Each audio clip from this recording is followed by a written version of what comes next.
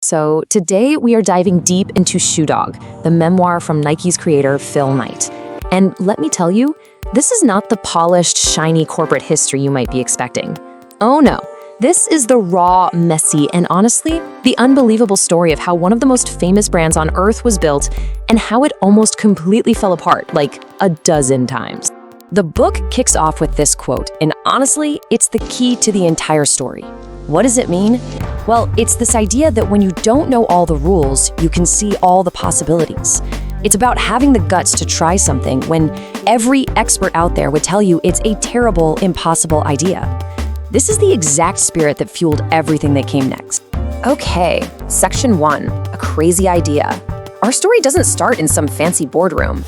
It starts in the mind of a young guy who just felt like he didn't really fit in anywhere. Picture this, it's 1962. Phil Knight is 24 years old.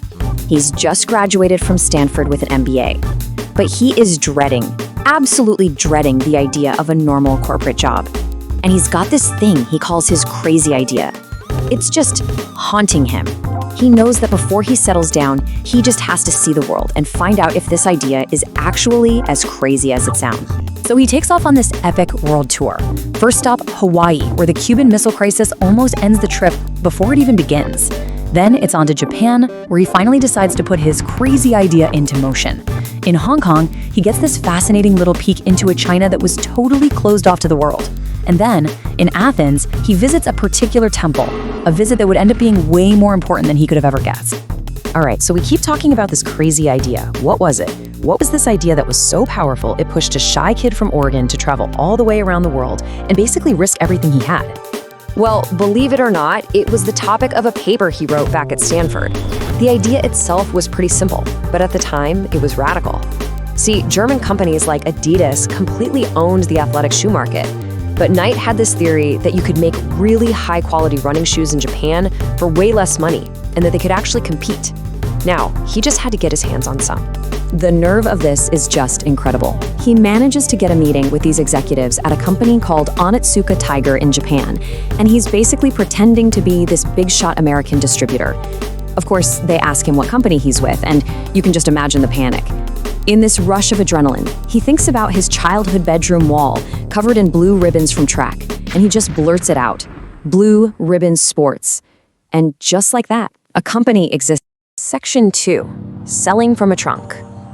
So, with a deal made on a handshake and a shipment of shoes on the way, Knight heads home. But all that glamour of a global business trip, yeah, that faded pretty fast and turned into a much, much humbler reality. And here it is. This was the original storefront. Not some sleek shop in a mall. It was the trunk of his Plymouth Valiant. He literally just drove from track meet to track meet, selling these shoes right to runners, right to coaches. And every single dollar he made, it went right back into ordering more shoes. I mean, you can't get more grassroots than that. Section 3, the band of misfits. Knight figured out pretty quickly he couldn't do this all by himself. But the team he put together was, well, let's just say it was unconventional. These were not your slick corporate types. These were true believers. His first partner was his old track coach, the legendary Bill Bowerman, a guy who was completely obsessed with making shoes lighter and better. Then you had Jeff Johnson, the first actual employee, a running nut who would just flood Knight's mailbox with letters full of ideas. Del Hayes was this brilliant accountant who saw numbers as a form of art. And Bob Whittle, a star runner whose own career was cut short by an accident, just channeled all of his competitive fire into making the whole operation actually work. Knight himself called them a motley crew. And yeah, they were all outsiders, total misfits in their own way.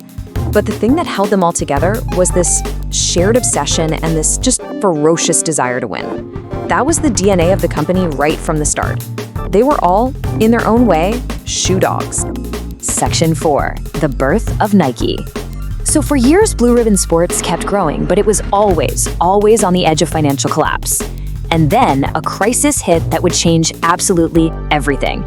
It would force them to stop being importers and start being creators. So what happened was, their supplier, Onitsuka, basically went behind their backs and started looking for other distributors in the US. The whole relationship just imploded, leaving Blue Ribbon with no product to sell. It should have been a death blow, but instead of just giving up, they saw an opening. They had Bowerman's innovative designs, they had their sales network, All they needed now was their very own brand. They needed a name, and they needed it fast. The factory was literally waiting. Knight's personal favorite was, wait for it, Dimension 6. And thankfully, every single one of his employees absolutely hated it. The other main contenders were Falcon and a name that Jeff Johnson had pitched. This is where the story gets kind of legendary. Johnson, the first employee, the running fanatic, he claimed the name just came to him in a dream. He said he woke up in the middle of the night, shot straight up in bed, and just saw the word right there in front of him.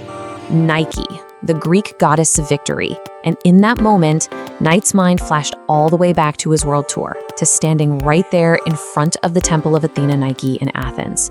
It all just came full circle. With the factory on the line and the clock ticking, Knight finally made the call.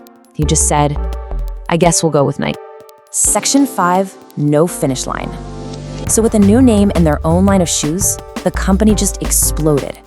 But their success wasn't just about the stuff they were selling, it was about a whole philosophy that was forged through all those years of struggle. One of their early advertising slogans captured this spirit perfectly. There is no finish line. This wasn't just some catchy tagline, it became the company's internal belief system. For a team that had been running flat out just to stay alive for years, the idea that the race never, ever ends, well, that felt like the absolute truth. And that right there is the real secret. The ads almost never focused on the shoe itself. They focused on the feeling, the spirit behind it. As one early ad said, beating the competition is relatively easy. Beating yourself is a never-ending commitment. The brand became all about this relentless quest for self-improvement, a battle not against other people, but against your own potential. Which brings us right back to where we started. Phil Knight's story is just this amazing testament to the power of a crazy idea, when it's chased with absolute, relentless devotion. And it kind of leaves you with a question, right? In a world that's so full of experts telling us why something can't be done, what if the crazy ideas are the only ones that really matter in the end?